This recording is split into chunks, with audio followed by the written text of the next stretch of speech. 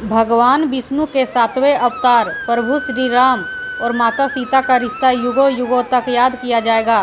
प्रभु श्री राम की एक ही पत्नी और रानी थी, वह माता सीता थी। वही माता सीता की पवित्रता, उनके आदर्श पत्नी होने के कई उदाहरण रामचरितमानस में देखने को मिलता है। माता सीता एक राजकुमारी थी, लेकिन अपने पति श्री राम के वनवास जाने पर वह उनके साथ 14 साल तक जंगलों में रहने को तैयार हो गई।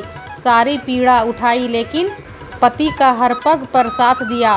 भगवान राम ने भी पत्नी सीता के हरण के बाद उन्हें तलाशने के लिए लंका पर आक्रमण कर दिया। उनके पास सेना नहीं थी और ना ही कोई राजपाट था, लेकिन उन्होंने सीता माँ को रावण से बचाने के लिए वनवास के दौरान ही अपनी सेना बनाई।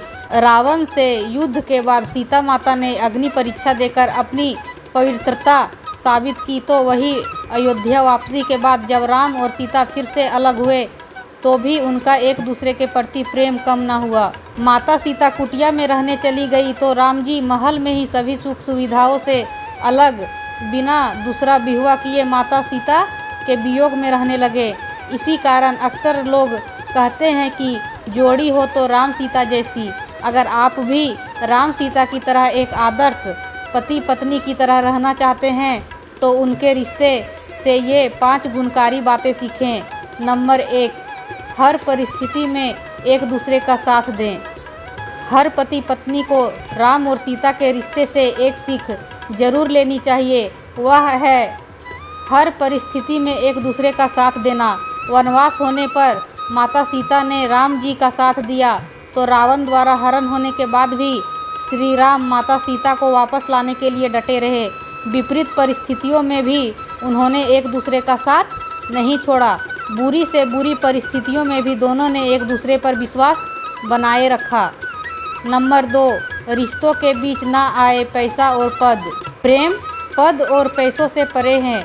माता सीता के स्वयंवर में बड़े बड़े महारथी राजा महाराजा शामिल हुए, लेकिन सीता माता का विवाह श्री राम से हुआ, जो कि अपने गुरु के साथ वहां पहुंचे थे।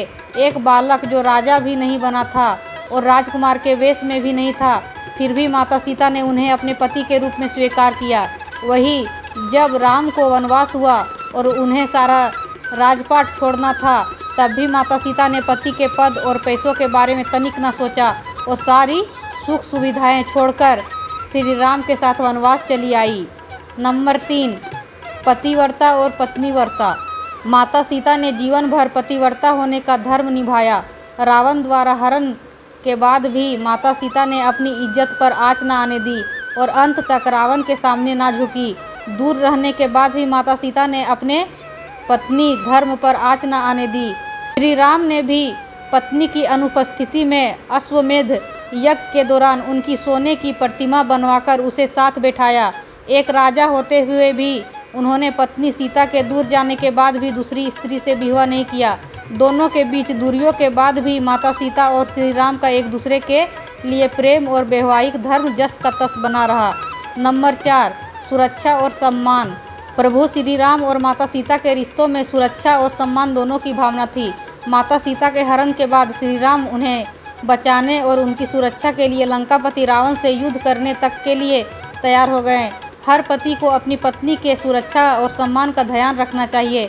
वही माता सीता के चरित्र और पवित्रता पर सवाल उठे तो भले ही प्रभु राम को उन पर विश्वास था, लेकिन सीता जी ने अपने पति के सम्मान और इज्जत के लिए अग्नि परीक्षा तक दी। तो दोस्तों, अगर थोड़ा भी वीडियो पसंद आया तो प्लीज़ सब्सक्राइब कर दीजिए जी। धन्यवाद। फिर मिलते हैं हम अगले वीडियो में।